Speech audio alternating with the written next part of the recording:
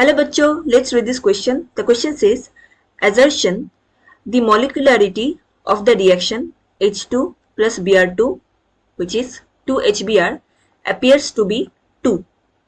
Reason, two molecules of the reactants are involved in the given elementary reaction. तो यहाँ पे हमें assertion में molecularity दिया गया है reaction of this whole reaction. And इसका जो मॉलिकुलरिटी वैल्यू है इट अपेयर्स टू बी 2, ये बताया गया है एजर्शन में. एंड इसका जो रीजन दिया गया है इसमें ये कहा गया है कि two molecules of the reactants ये इन्वॉल्व होते हैं in the elementary reaction. So इसीलिए इसका मॉलिकुलरिटी 2 होता है. So the given options are option A, both assertion and reason are true and reason is the correct explanation of the assertion. Option B, both assertion and reason are true but reason is not the correct explanation of the assertion. C, assertion is true but reason is false. And D, assertion is false but reason is true. So the key concept here is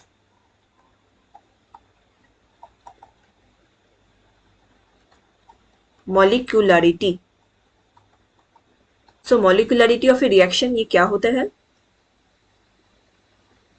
It is defined as the number of molecules or ions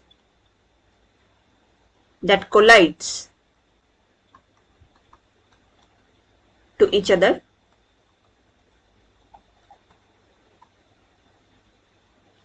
and form a chemical reaction.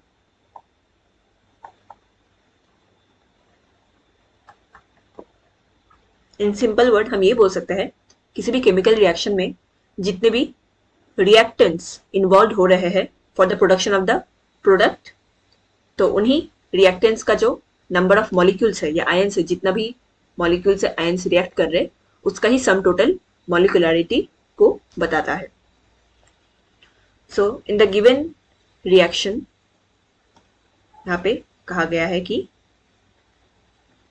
one molecule of H2 plus one molecule of Br2 ये react करता है to form 2 molecule of HBr. So यहाँ पे हम mention कर देते हैं, यहाँ पे 1 molecule H2 है एंड यहाँ पे 1 molecule of Br2 है. सो इस रिएक्शन में जो मॉलिकुलरिटी निकलेगा for the reaction it will be 1 plus 1. हमें सिर्फ जो रिएक्टेंट्स है उनके ही मॉलिक्यूल नंबर या आयंस के नंबर को मेंशन करना है. तो यहाँ पे 1 H2 एलिमेंट है एंड दूसरा है 1 Br2. सो टोटल होगा 2. एंड असर्शन में भी यही कहा गया है, the molecularity of the reaction H2 plus Br2 that gives 2HBr appears to be 2. सो ये हमारा सही स्टेटमेंट होता है. एंड रीजन में क्या कहा गया है, 2 molecules of the reactants are involved in the given elementary reaction. ये भी एकदम सही स्टेटमेंट है. यहाँ पे मॉलिकुलरिटी में हमेशा हमें रिएक्टेंट्स के नंबर लेने होते हैं कि टोटल कितना रिएक्टेंट्स इन्वॉल्व है उस केमिकल रिएक्शन में to form a particular product. So जो रीजन है ये भी करेक्ट एक्सप्लेनेशन है असर्शन के. तो हमारा करेक्ट आंसर हो जाएगा option A, both assertion and reason are true and reason is the correct explanation of the assertion. Hope you understood it well. Best of luck.